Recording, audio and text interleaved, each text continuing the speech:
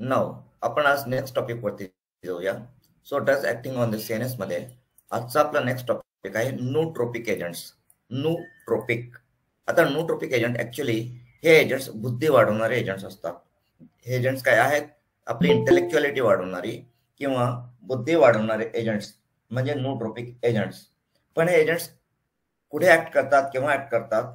हे जे नूट्रोपिक एजंट्स आहेत, हे एजंट्स जे डिमेन्शियाचे पेशंट्स आहेत, डिमेन्शिया, ओके, तर डिमेन्शियाच्या पेशंटमध्ये किंवा सायकोसिसच्या पेशंटमध्ये हे एजंट्स ऍक्ट करतात. जर नॉर्मल पेशंट असेल, नॉर्मल पर्सन असेल, ज्याला डिमेन्शिया नाही असा पर्सन असेल, तर अशा पर्सनमध्ये हे एजंट्स काम करत नाही. सो नूट्रोपिक एजंट्स हे जरी कॉग्निटिव्ह एनहान्सर्स असले, cognitive enhancers, okay, nootropic agents are also known as cognitive enhancers or smart drugs. म्हणजे हे ड्रग्स बुद्धी वाढवण्याचं काम करतात. पण कुणामध्ये? ज्याला डिमेन्शियाचा प्रॉब्लेम आहे. ओके, जो डिमेन्शियाचा पेशंट आहे, अल्झायमर्स डिसीजचा पेशंट आहे, अल्झायमर्सचा, किंवा जो सायकोसिस म्हणजे सिझोफ्रेनियाचा पेशंट आहे, त्याच्यामध्ये हे ड्रग इफेक्टिव्ह असू शकतात. नॉर्मल पर्सन असेल तर त्याच्यामध्ये इफेक्टिव्ह नसतात. So nootropic agents are also known as cognitive enhancers or smart drugs. These are cerebroactive drugs. Cerebroactive म्हणजे ब्रेनला ऍक्टिव्ह करणारे ड्रग्ज आहेत. So nootropic agents are used in dementia and other cerebral disorders. Okay, dementia and other cerebral disorders, they improve the cognitive performance. Cognitive म्हणजे काल आपण बघितलंय, कॉग्निटिव्हचा अर्थ काय? तर बुद्धीशी संबंधित, म्हणजे बुद्धीचा परफॉर्मन्स इम्प्रूव्ह करतात, including memory, creativity, motivation and attention. Okay, but कुणामध्ये? जर ज्याला डिमेन्शिया आहे त्याच्यामध्ये. ओके, नॉर्मल पर्सन मध्ये करत नाही. नॉर्मल पर्सन मध्ये they are not effective, but dementia patient असेल तर त्याच्यामध्ये these are the effective drugs. Okay, then classification of nootropic agents. तर नोट्रोपिक एजंट्सचं क्लासिफिकेशन मध्ये फर्स्ट इज कोलिनस्टेरेज इनिबिटर्स, म्हणजेच cholinergic drugs. Okay, examples donepezil, rivastigmine and galantamine. लक्षात ठेवा, examples donepezil, rivastigmine and galantamine. Then NMDA receptor antagonist. NMDA receptor antagonist. So what is NMDA? NMDA is N-methyl D-aspartate. Okay, आणि याचा antagonist कोण आहे? So memantine. Memantine is the antagonist of NMDA receptor. Okay, so these categories of drugs are nootropic agents. ठीक आहे. Then miscellaneous drugs. miscellaneous drugs जे की nootropic agents आहेत, cognitive enhancers आहेत, बुद्धी वाढवणारे ड्रग्स. त्याच्यामध्ये piracetam, pyritinol, citicoline, piribedil, dihydroergotoxine and ginkgo biloba. Ginkgo biloba is a Chinese herb. हे एक चायनीज हर्ब आहे. ओके, सो नूट्रोपिक एजंट्स काय असतात आणि त्याचं क्लासिफिकेशन आपण इथे डिस्कस केलेलं आहे. So now let's continue with the MCQ. MCQ is NMDA receptor antagonist used as nootropic agent is option A. So option A piracetam, option B memantine, option C donepezil, option D rivastigmine. So type your answer. B, Umama B, Perun B, Satish B. Okay, yes. So memantine. Memantine is the NMDA receptor antagonist nootropic agent. Correct. Okay. So इथेच आपण हे बघितलं मेमांटिन. So इथे आपण हे नोट्रोपिक agents discuss केलेलं आहे. नाव आपण नेक्स्ट कॅटेगरी ऑफ ड्रग्स वरती जाऊया.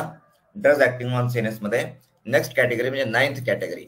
So this 9th category is centrally acting muscle रिलॅक्संट.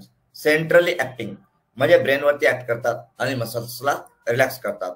याचा आधी आपण जे मसल रिलॅक्सन बघितले तर त्याच्यामध्ये आपण न्यूरोमस्क्युलर ब्लॉकिंग एजंट बघितले. Neuromuscular blocking agents, right.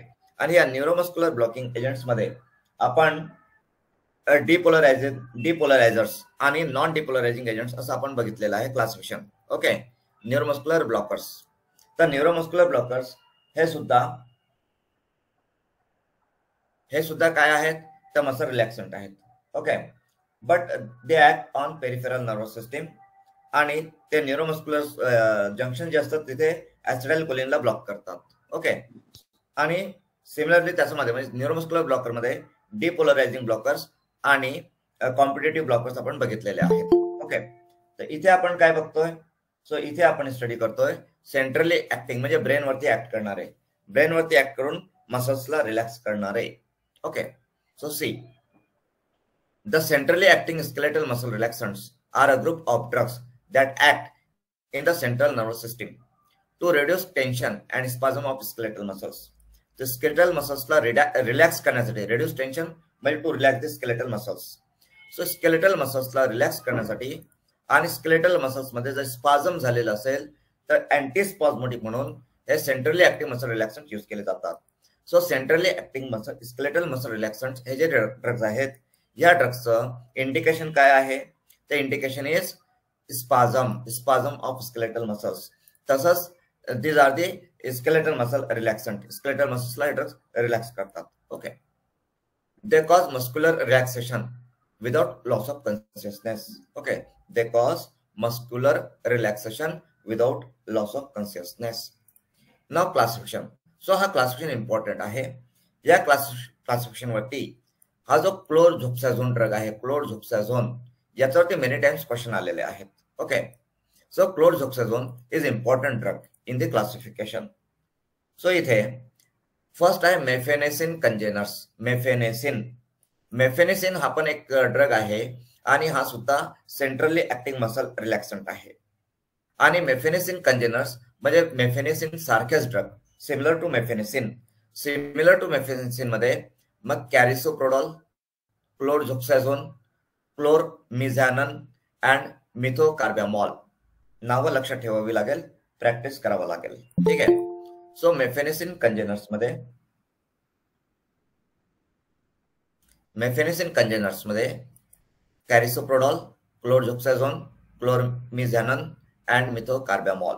Okay, these are the drugs. It's centrally acting muscle relaxant. Then GABA mimetic. मायमेटिक म्हणजे कॉपी करणारे. म्हणजे जे ड्रग्स गाबाला कॉपी करतात, those R Gauba mimetic.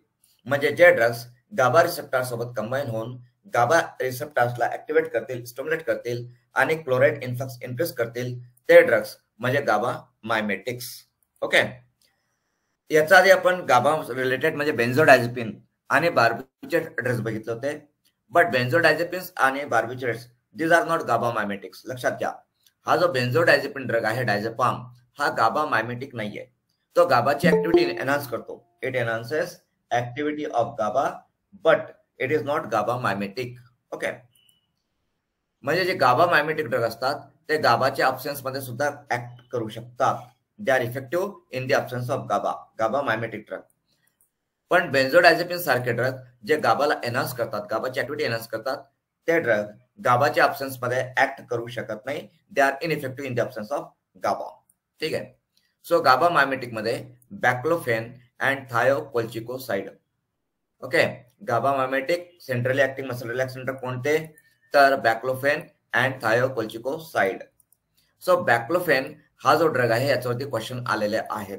Okay, then centrally active muscle relaxant मध्ये benzodiazepines मध्ये particularly डायझेपाम, आणि डायझेपाम बद्दल detail आपण ऑलरेडी डिस्कस केलेला आहे. Then central alpha 2 agonist. Central alpha 2 agonist म्हणजे ब्रेनमध्ये अल्फा 2 रिसेप्टर्सला ऍक्टिव्हेट करणारं, स्टिम्युलेट करणारं.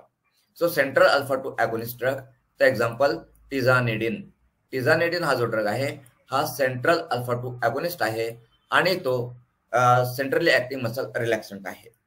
सो इथे आपण हा फर्स्ट क्लासिफिकेशन बघितलेला आहे सेंट्रली ऍक्टिंग मसल रिलॅक्संट ड्रग्सचा. Then these drugs can also be classified as second classification as per indications किंवा as per their use प्रमाणे these drugs can be classified as antispasmodic agents. Antispasmodic means to treat the spasm. Muscle spasm झालेलं असेल तर त्या स्पाझमला treat करण्यासाठी antispasmodic agents are used. So these agents are prescribed for musculoskeletal conditions. Okay, आणि याच्यामध्ये examples आहेत tizanidine, diazepam, carisoprodol and chlorzoxazone etcetera. So tizanidine, diazepam, carisoprodol, chlorzoxazone, these drugs are centrally acting muscle relaxants and used as antispasmodic agents. Okay, then second antispastic agents. Spastic म्हटलेलं इथे. So antispastic agents काय असतात? So these agents are prescribed for conditions such as cerebral palsy and multiple sclerosis. So cerebral palsy and multiple sclerosis ला treat करण्यासाठी जे agent वापरले जातात those are the antispastic agents. So centrally acting muscle relaxants हे drug cerebral palsy and multiple sclerosis ही जी disease आहे, ही जी कंडिशन आहे, या कंडिशनला ट्रीट करण्यासाठी यूज केले जातात. तो antispastic agents examples diazepam, baclofen and dantrolene. Dantrolene is also there. Okay, dantrolene. तर dantrolene वर सुद्धा एक्झाम मध्ये क्वेश्चन आलेला आहे की dantrolene हा काय आहे. सो dantrolene हा आपण सेंट्रली ऍक्टिंग स्केलेटल मसल रिलॅक्संट आहे जो की अँटीस्पास्टिक एजंट म्हणून यूज केला जातो. ओके, आता इथे कंडिशन्स आलेले आहेत cerebral palsy and multiple sclerosis. So what does it mean? काय अर्थ होतो सेरेब्रल पाल्सीचा आणि मल्टिपल स्क्लेरोसिसचा? तर सेरेब्रल पाल्सी हा जो डिसीज आहे हा फ्रॉम बर्थ असतो किंवा हा डिसीज ड्युरिंग बर्थ किंवा बिफोर बर्थ जर ब्रेन डॅमेज झालेला असेल during birth due to complications in delivery किंवा लेबर पेन ड्युरिंग डिलिव्हरी काही कॉम्प्लिकेशन झालेले असतील किंवा ड्युरिंग बर्थ काही कॉम्प्लिकेशन झालेले असतील आणि त्याच्यामुळे जर ब्रेन डॅमेज झालेला असेल, ब्रेनला काही डॅमेज झालेला असेल तर त्याच्यामुळे सेरेब्रल पाल्सी होऊ शकतो. Okay, so what is cerebral palsy? Cerebral palsy is a group of neurological disorder. Neurological means related to brain that affect movement, muscle tone and posture. Okay, तर cerebral palsy मध्ये जर एखाद्या लहान बाळाला ज्याचा जन्म नुकताच झालेला आहे त्या बाळाला जर सेरेब्रल पाल्सी असेल तर त्याचा बॉडीच्या मुवमेंट मध्ये, मसल टोन मध्ये आणि त्याच्या पोस्चरला त्याला प्रॉब्लेम होईल. त्याला म्हणजे लाईफ लॉंग त्याला चालता येणार नाही, त्याला बसता येणार नाही, त्याला उठता येणार नाही, मे बी त्याला लाईफ लॉंग बेडवरच राहावं लागेल. So there are many such cases. अशा सेरेब्रल पाल्सीच्या मेनी केसेस आहेत की जिथे जो चाइल्ड म्हणजे जन्मतःच त्याला सेरेब्रल पाल्सीचा प्रॉब्लेम झाला आणि त्यानंतर तो लाईफ लॉंग तो बेडवरच आहे, तो चालू शकत नाही, त्याची मसल ऍक्टिव्हिटीज बंद प्रॉपरली काम करत नाहीत. Okay, so cerebral palsy is a group of neurological disorders that affect movement, muscle tone and posture. It is caused by कशामुळे होतं बघा, it is caused by damage to the developing brain, usually before or during birth, though it can also occur shortly after. म्हणजे during birth हा होतो, पण birth झाल्यानंतर सुद्धा जेव्हा ब्रेन डेव्हलपिंग असतं तर डेव्हलपिंग ब्रेन मध्ये जर डॅमेज झाला तर सेरेब्रल पाल्सी होऊ शकतं. ओके, आणि सेरेब्रल पाल्सी ही जी कंडिशन आहे इट इज अनट्रीटेबल. म्हणजे एकदा प्रॉब्लेम झाला तर त्याला फक्त आपण सपोर्ट करू शकतो, सपोर्टिव्ह ट्रीटमेंट देऊ शकतो. ती इरिपरेबल आहे, इरिव्हर्सिबल आहे. ठीक आहे, irreversible in the sense further damage आपण प्रिव्हेंट करू शकतो, पण जे डॅमेज झालेलं आहे ते झालं. ठीक आहे, आणि फक्त जे काही थेरपी आपण देतो जसं इथे सेरेब्रल पाल्सीसाठी अँटीस्पास्टिक एजंट आहे डायझेपाम, बॅक्लोफेन, तर डे टू डे लाईफला कंट्रोल करण्यासाठी, डे टू डे लाईफला रुटीन मध्ये मोर प्रॉब्लेम येऊ नये त्याचं काहीतरी म्हणजे थोडीशी नॉर्मलसी यायला पाहिजे, रुटीन फंक्शन्स नॉर्मल व्हायला पाहिजे, म्हणून आपण हे अँटीस्पास्टिक एजंट देतो. याच्यासोबतच फिजिओथेरपी करतो. फिजिओथेरपी सेरेब्रल पाल्सी मध्ये फार्मेकोलॉजिकल थेरपीपेक्षा फिजिओथेरपी इज मोर इम्पॉर्टंट. ठीक आहे, then multiple sclerosis. What is this multiple sclerosis? आता multiple sclerosis is an autoimmune disease. हा ऑटोइम्युन डिसीज आहे, म्हणजे आपली इम्युनिटी जी आहे ते आपल्या नर्व्स वरती अटॅक करते, नर्व्स वरती. ठीक आहे, अटॅक करते आणि नर्व्स वरती जे काही प्रोटीन असतात त्यांना ते डिस्ट्रॉय करत जाते. म्हणजे नर्व मेम्ब्रेन जे असतं, नर्वचं मेम्ब्रेन कोटिंग कव्हर, त्याला हे या डिसीज मध्ये आपलीच इम्युनिटी डिस्ट्रॉय करत जाते. So multiple sclerosis is a chronic autoimmune disease that affects the central nervous system, specifically the brain, spinal cord and optic nerves. ठीक आहे, brain, spinal cord and optic nerves. Optic nerves जर damage झाले तर vision loss होईल, vision loss will be there. It occurs when the immune system mistakenly attacks the myelin sheath. माहिती आहे आपल्याला myelin sheath काय असतं ते. सो जे न्यूरॉन्स असतात तर न्यूरॉनचं जे वरचं कव्हर असतं, जे मेम्ब्रेन असतं न्यूरॉनचं, ते मायलिन शीथ पासून बनलेलं असतं. So it occurs when the immune system mistakenly attacks the myelin sheath, the protective covering around nerve fibers, leading to inflammation and scarring. And scarring that is sclerosis. So multiple sclerosis मध्ये जे myelin sheath असतं ते destroy होत जातं due to immune attack, auto immune attack. आणि याच्यामध्ये ब्रेनला problem होतो, स्पायनल कॉर्डला प्रॉब्लेम होऊ शकतो आणि ऑप्टिक नर्व्हला सुद्धा प्रॉब्लेम होतो. तर मल्टिपल स्क्लेरोसिस सारखी कंडिशन असेल तर त्याच्या ट्रीटमेंटसाठी सुद्धा अँटीस्पास्टिक एजंट्स लाईक डायझेपाम, बॅक्लोफेन, डेंट्रोलिन हे यूज केले जातात. ओके. सो इथे आपण काय बघितलं, तर इथे आपण बघितलंय classification of centrally acting muscle relaxants. Okay. So नाव काही की पॉइंट्स बघूया आपण याच्यामध्ये. So baclofen is a structural analogue of neurotransmitter GABA. It acts as a selective GABA B receptor agonist. Okay. Then chlorzoxazone inhibits calcium and potassium influx, which causes neuronal inhibition. Okay. So हे chlorzoxazoneची mechanism of action आहे. So इथे आपण centrally acting muscle रिलॅक्संट हा जो topic आहे 9 नंबरचा आपला topic आहे. आपण drugs acting on CNS study करतोय आणि ड्रग्स ऍक्टिंग ऑन सीएनएस मध्ये हा 9th नंबरचा टॉपिक आपण डिस्कस केलेला आहे, centrally acting muscle relaxant. Now get ready for the MCQs. ते एमसीक्यू आपण डिस्कस करूया. So first MCQ, GABA mimetic used as centrally acting muscle relaxant is option A baclofen, option B tizanidine, option C chlorzoxazone, option D diazepam. Type your answer. A. Yes. So correct answer is baclofen. Option A is the correct answer. Okay. Yes, A. Then next question, question number 2. Which one of the following drugs is muscle relaxant? Option A levodopa, option B carbidopa, option C benztropine, option D chlorzoxazone. Yes. So type your answer. Yes, D. Yes. So the correct answer is chlorzoxazone. Okay. So इथे आपण centrally acting muscle रिलॅक्संट आपण cover केलेला आहे. Now drugs acting on CNS मध्ये next topic that is opioid analgesics. Opioid analgesics are also known as narcotic analgesics. These are also known as narcotic analgesics. Okay. And we know that analgesics are the drugs which are used to treat pain or pain relief. जे pain relief करतात, pain relieve करतात, ठीक आहे, जे drugs pain relieve करतात, those are the analgesics drugs. आता हे जे नार्कोटिक एनाल्जेसिक्स आहेत, दिस प्रोड्यूस नार्कोसिस. हे नार्कोसिस प्रोड्यूस करतात. नार्कोसिस म्हणजे काय, तर त्याला आपण नशा म्हणतो, नशा. आणि दिस ड्रग्स आर ऍडिक्टिव्ह ड्रग्स आहेत, म्हणजे यांचं ऍडिक्शन होतं. काय होतं, addiction. These are the addictive drugs. या ड्रग्सचं ऍडिक्शन होतं, यांची सवय लागते. ओके. डिपेंडन्स होऊन जातो, या ड्रग्सचं डिपेंडन्स होतं. आणि हे जे ड्रग्स आहेत नार्कोटिक एनाल्जेसिक्स, यांचा मेन इंडिकेशन काय, सर्वात महत्वाचं इंडिकेशन, तर या ड्रग्सचं सर्वात महत्वाचं indication is severe pain. Severe pen.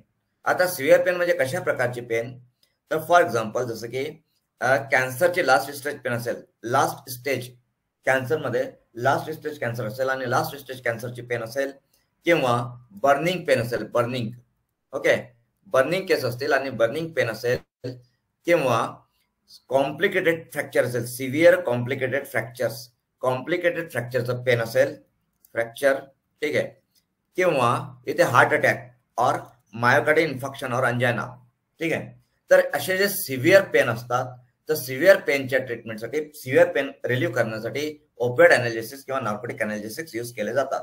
Normal tolerable पेनसाठी नार्कोटिक एनाल्जेसिक्स यूज केले जात नाही, तिथे एनएसआयडी ड्रग किंवा पॅरासिटामॉल यूज केला जातो. So what are opioid analgesics? Opioid analgesics are a group of natural, synthetic and semi-synthetic substances. So opioid analgesics मध्ये natural substances, synthetic पण आहेत आणि semi-synthetic पण आहेत, which relieve severe acute or chronic pain. Severe हा शब्द महत्वाचा आहे. ते severe acute or chronic pain by acting on mu, kappa and delta opioid receptors in the CNS. So opioid receptors कोणते? What are the opioid receptors? So opioid receptors are mu receptors, kappa receptors and delta receptors. Okay. So these are the opioid receptors. सो opioid रिसेप्टरची नावं काय आहेत? So opioid receptors are mu receptor, kappa receptor and delta opioid receptors. Okay, तर जे opioid analgesic drug असतात हे opioid analgesic drugs CNS मध्ये mu, delta and kappa receptors वरती ऍक्ट करून एनाल्जेसिक इफेक्ट प्रोड्यूस करतात.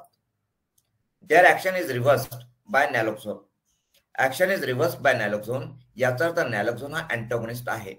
Opioid antagonist, opioid antagonist, opioid drug जे आहेत, नार्कोटिक ड्रग जे आहेत त्यांचा antagonist naloxone. Okay, so narcotic antagonist is नॅलोक्सोन.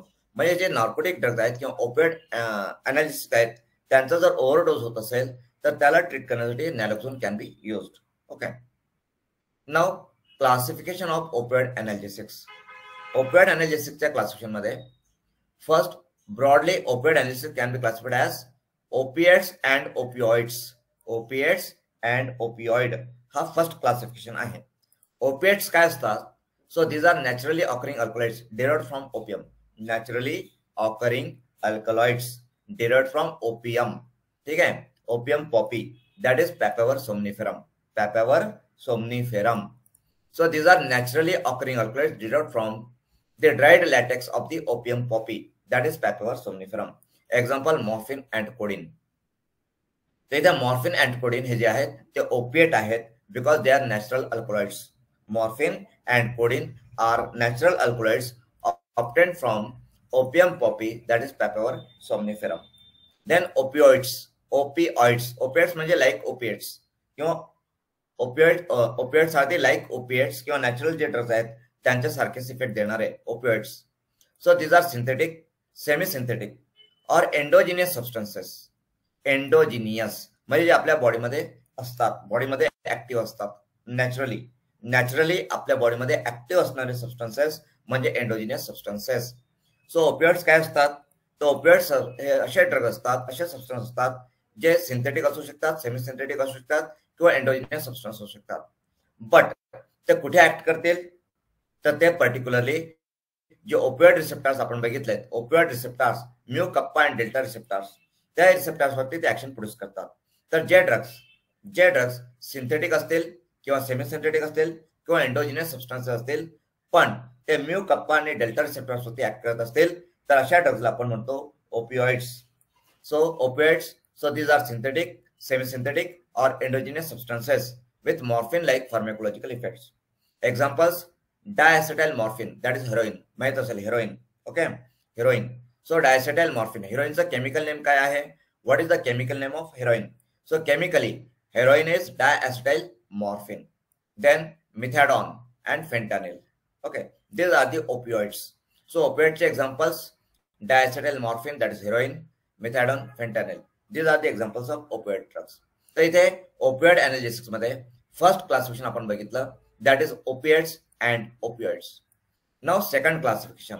Okay, so second classification बघूया आपण. So opioids analgesics classification according to origin. तो according to origin first endogenous opioids. Endogenous, तर जसं की मी तुम्हाला म्हटलेलं आहे की एंडोजिनियसचा अर्थ होतो असे सबस्टन्सेस, असे केमिकल जे बॉडीमध्ये ऍक्टिव्ह असतात. So these opioids are produced by the body itself. म्हणजे पेनला कंट्रोल करण्यासाठी, पेन रिलीव्ह करण्यासाठी आपली बॉडी नॅचरली काही एनाल्जेसिक्स तयार करत असते, एनाल्जेसिक्स रिलीज करत असते. And this analgesics are endorphin, enkephalin and dynorphin. Okay, so beta endorphin, enkephalin and dynorphin हे एंडोजिनस ओपिओइड्स आहेत. म्हणजे हे ओपिओइड्स आपली बॉडी तयार करत असते आणि हे ओपिओइड्स म्यू, कप्पा आणि डेल्टा रिसेप्टर्सवरती ऍक्ट करून एनाल्जेसिक इफेक्ट प्रोड्यूस करत असतात. ओके, देन एक्सोजिनियस ओपिओइड्स म्हणजे एक्सटर्नली आपण ऍडमिनिस्टर करतो, ऍज अ ड्रग आपण ऍडमिनिस्टर करतो. सो याच्यामध्ये फर्स्ट आहे नॅचरल ओपियम अल्कलॉइड्स म्हणजे opiates. Examples are morphine and codeine. Then second one is semi synthetic opiates. तो सेमी सिंथेटिक ओपिएट्स मध्ये examples diacetyl morphine, that is heroin, then pholcodine, ethyl morphine, buprenorphine, oxycodone. हे सगळे examples तुम्हाला लक्षात ठेवणं गरजेचं आहे. Okay, so semi synthetic opiates मध्ये काय? डायएसिटाइल मॉर्फिन म्हणजे heroin, then pholcodine, ethyl morphine, buprenorphine and oxycodone. Then synthetic opiates. Synthetic मध्ये example methadone, fentanyl, pethidine, that is meperidine, dextropropoxifen, tramadol, and hydromorphine. Okay, hydromorphone. These are the synthetic opioids. आता याच्यामध्ये fentanyl is about 50 times more effective than morphine. Morphine पेक्षा हा 50 times more potent आहे fentanyl. आणि ट्रॅमेडॉल आपण normally use करू शकतो. म्हणजे जसं पॅरासिटामॉल यूज होतो तर पॅरासिटामॉल सारखाच ट्रॅमेडॉल यूज केला जाऊ शकतो. But tramadol is narcotic analgesics. हा नार्कोटिक अनाल्जेसिक कॅटेगरीमध्ये येतो.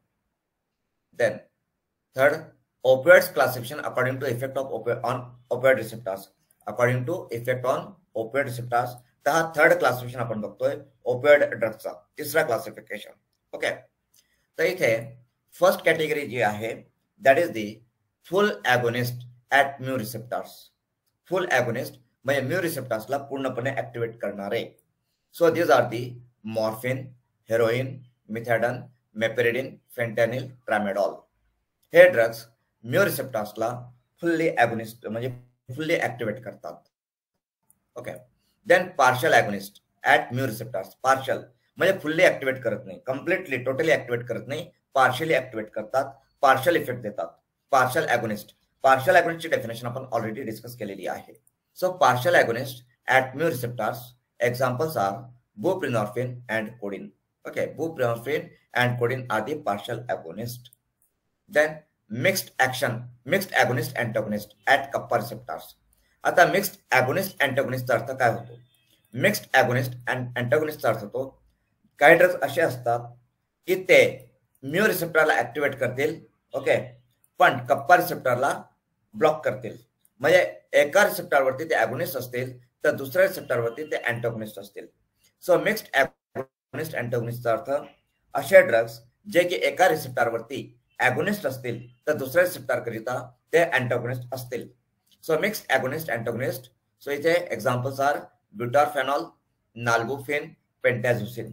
सो हे जे ड्रग्स आहेत butorphanol, nalbuphine and pentazocine, these drugs are mixed agonist antagonist.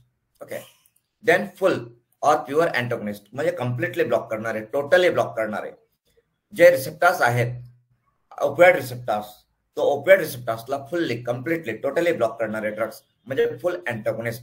आणि फुल अँटागोनिस्ट जे आहेत ओपिओइडचे full antagonist are naloxone, naltrexone, methyl naltrexone. So this is important. याच्यावरती प्रश्न असतो, मेनी टाइम्स क्वेश्चन आलेला आहे की ओपिओइड अँटागोनिस्ट कोणता आहे, which one of the following is opioid antagonist. So opioid antagonist मध्ये इथे naloxone, naltrexone, methyl naltrexone, this are the drugs. Okay, then so इथे आपण जे ओपिओइड अनाल्जेसिक ड्रग्स आहेत, सो इथे आपण क्लासिफिकेशन ऑफ ओपिओइड अनाल्जेसिक्स आपण डिस्कस केलेला आहे. तर या क्लासिफिकेशन नंतर आता काही की पॉइंट्स आपण बघूया. So mixed agonist antagonists are agonist at one type of opioid receptors and as competitive antagonist at another type of receptors. So ही जी डेफिनेशन आहे मिक्स्ड agonist antagonistची ती आपण इथे डिस्कस केलेली आहे. Then morphine causes urinary retention. Okay, आता मॉर्फिनची जर फार्मेकोलॉजी बघितली तर फार्मेकोलॉजिकल ऍक्शन मध्ये मॉर्फिन मध्ये युरिनरी सिस्टीम वरती मॉर्फिनचा काय इफेक्ट आहे? So morphine causes urinary retention. Then morphine causes addiction.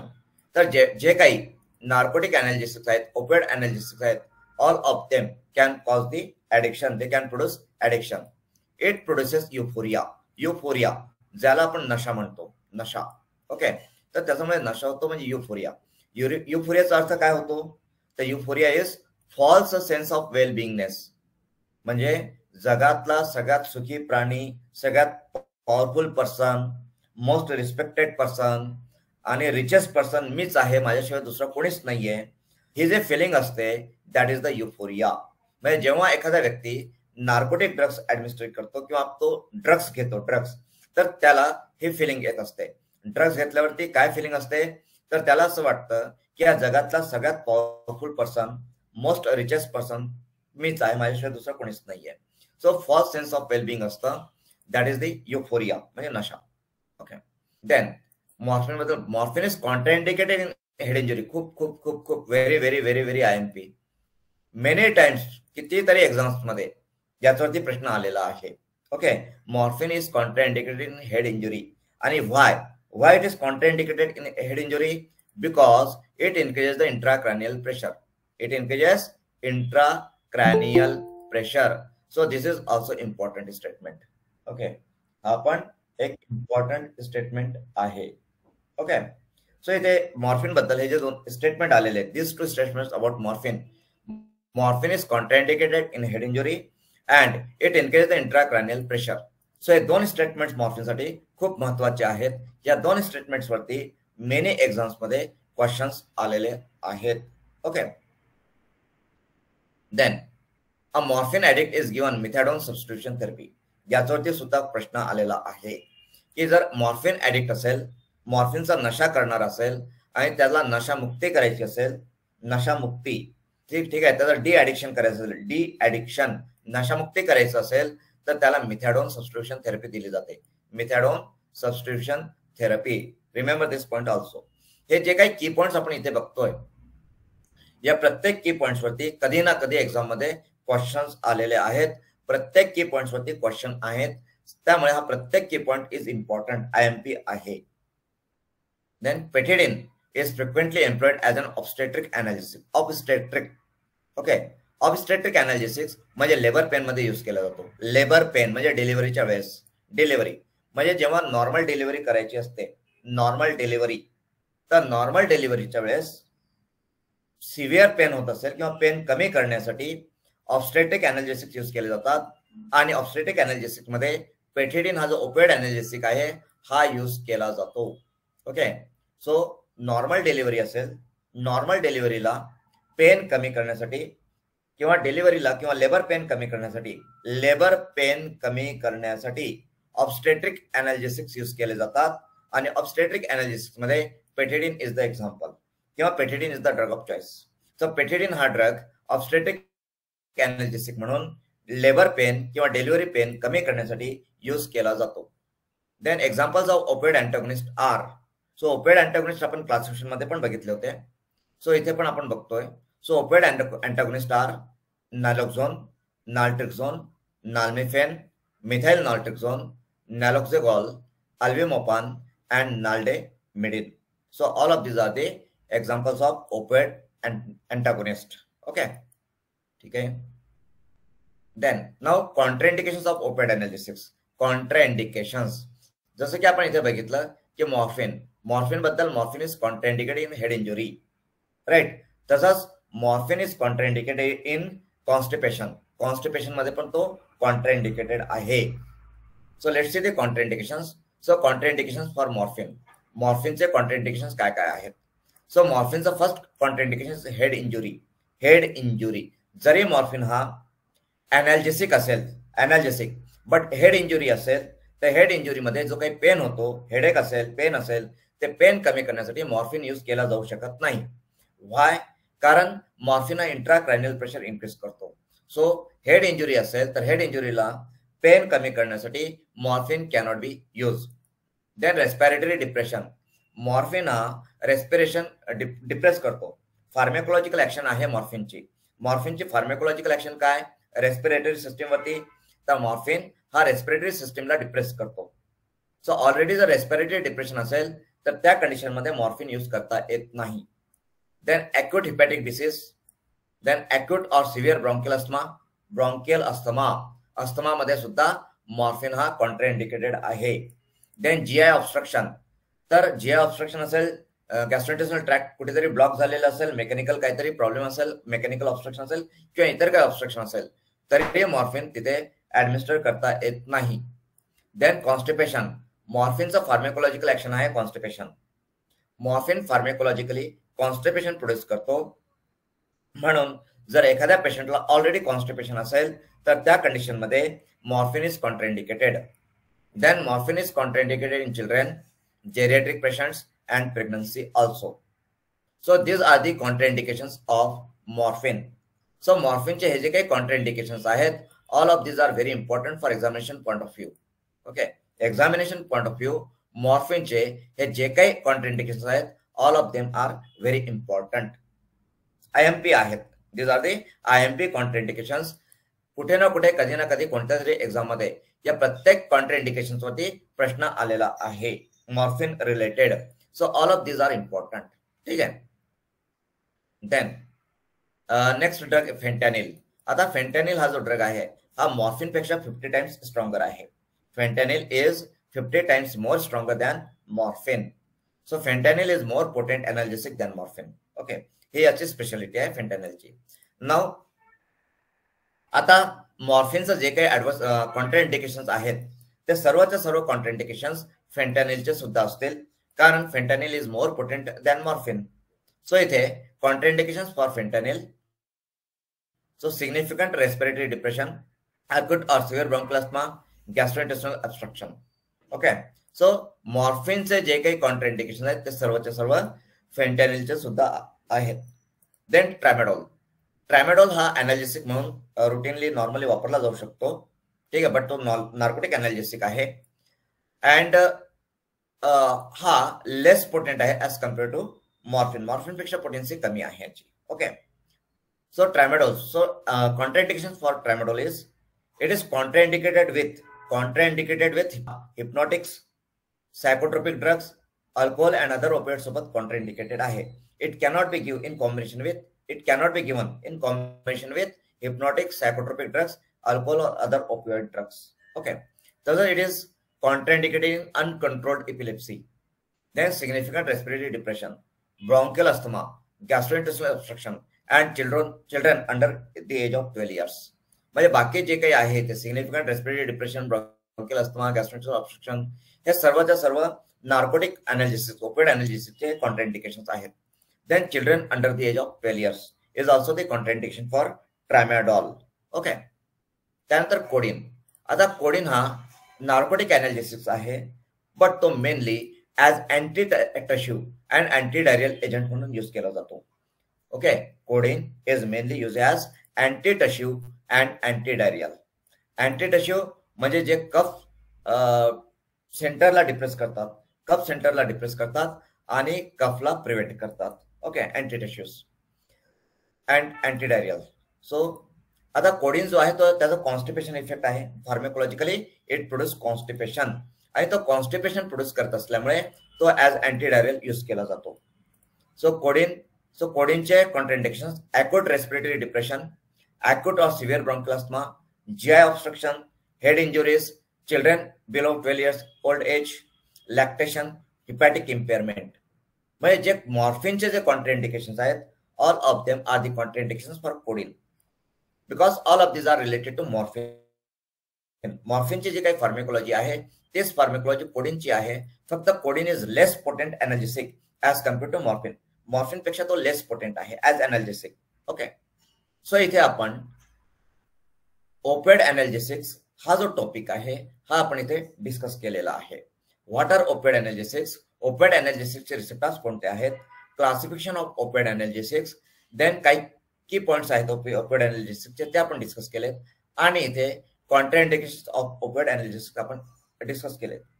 All opioid एनाल्जेसिक्सचं इंडिकेशन काय आहे, तर फॉर ऑल ओपियोइड एनाल्जेसिक्ससाठी one indication is there, that is severe pain. Severe pain is the only indication for all opioid analgesics. Only indications means most important indication. But codeine जो आहे codeine, तर codeine साठी काय indication आहे, तर codeine साठी अँटीटशिव म्हणजे ड्राय कफ, non productive कफ, dry कफ हा त्याच्यासाठी इंडिकेशन आहे कोडीनसाठी. आणि diarrhoea is the indication for codeine. तर जे नार्कोटिक ड्रग्ज आहेत तर नार्कोटिक ड्रग्जसाठी मेन इंडिकेशन काय आहे, सगळ्यात महत्वाचं इंडिकेशन काय आहे, सिव्हिअर पेन. पण कोडीन हा जो ड्रग आहे याच्यासाठी इंडिकेशन काय आहे, so antitussive and anti diarrhoeal म्हणजे dry cough and diarrhoea. Okay, now with this background आपण याचे एमसीक्यूज बघूया. So let's move to the MCQs. Okay, so get ready for the MCQs. So first MCQ, morphine is contraindicated in option A cancer pain, option B head injury, option C diarrhea, option D fever. Type your answer. B. Yes, so head injury is the correct answer. All of you are correct. म्हणजे याचा answer आता कधी कुणाचा चुकेल असं मला वाटत नाही. हा एक मोस्ट इम्पॉर्टंट क्वेश्चन आहे एक्झाम मधला, आणि हा क्वेश्चन बघा तुम्ही मॅक्झिमम कितीतरी एक्झाम मध्ये हा क्वेश्चन आलेला आहे. सो आय होप की हा क्वेश्चन कुणाचाच चुकणार नाही तुमच्यापैकी, right? Okay. Second question, which one of the following is not adverse effect of codeine? Not adverse effect. Okay. So option A constipation, option B drowsiness, option C lightheadedness, option D diarrhea. Type your answer.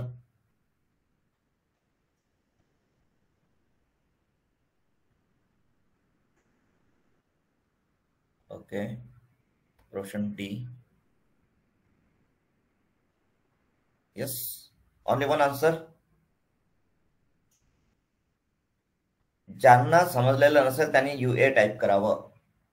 Okay. D D D. Yes, all of you are correct. D. Actually आपण इथे बघितलंय, what is the indication for codeine? कोडिनचं indication आहे anti diarrhoeal effect, म्हणजे तो डायरियाच्या treatment मध्ये use केला जातो ना. Codeine is use to treat diarrhoea, right?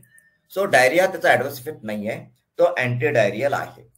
Constipation जर आपण कोडिनला ऍज अँटीटशन म्हणून यूज करतोय किंवा एनालिसिक म्हणून यूज करतोय, तर कॉन्स्टिपेशन, ड्राउझीनेस अँड लाईट हेडेडनेस हे त्याचे ऍडव्हर्स इफेक्ट असू शकतात. जेव्हा आपण कोडिनला अँटीटशन म्हणून यूज करतो किंवा एनालिसिक म्हणून यूज करतो, त्यावेळेस कॉन्स्टिपेशन, ड्राउझीनेस आणि लाईट हेडेडनेस हे त्याचे ऍडव्हर्स इफेक्ट आहेत. कोडिनचं कॉन्स्टिपेशन ऍडव्हर्स इफेक्ट आहे, डायरिया नाही. डायरियाच्या ट्रीटमेंटमध्ये कोडिन वापरला जातो. So diarrhoea is the indication for codeine. Indication आहे तो कोडिनचं, diarrhoea. Okay. Then question number 3. Morphine is contraindicated in head injury because option A, it increases the intracranial pressure, option B, it increases bleeding, option C, it acts as blood coagulant in the brain, and option D, it decreases penetration of other medications through the blood-brain barrier. Yes.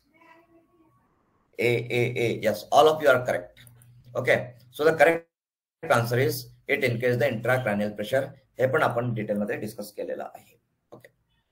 Then question number 4. Question number 4, which one of the following drugs act as antagonist to morphine? Antagonist to morphine. Option A petidine, option B naloxone, option C codeine, option D methadone. Yes, type your answers. Okay, Rohan. Naloxone. Okay. Jaswini. Okay. Yes. So naloxone is the antagonist to morphine. हा मॉर्फिनचा antagonist आहे नॅलोक्सोन. Okay. So students, इथपर्यंत आपण drugs acting on central nervous system म्हणजे न्यूरोफार्मेकोलॉजी आपण discuss केली. न्यूरोफार्मेकोलॉजी. Okay. So न्यूरोफार्मेकोलॉजी मध्ये आपण 10 categories of drugs बघितले. 10 कॅटेगरीज ऑफ ड्रग्स. न आपण सायकोफार्मेकोलॉजी वरती शिफ्ट होऊया. सायकोफार्मेकोलॉजी मानसिक